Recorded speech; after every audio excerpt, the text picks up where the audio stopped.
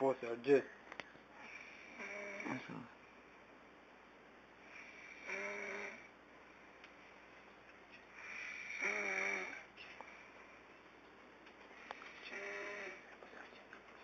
Ito pong taong ito ay si RJ. Siya po ay nag-inom ng birthday ng kanyang kapatid. Bigla na lamang nalasing.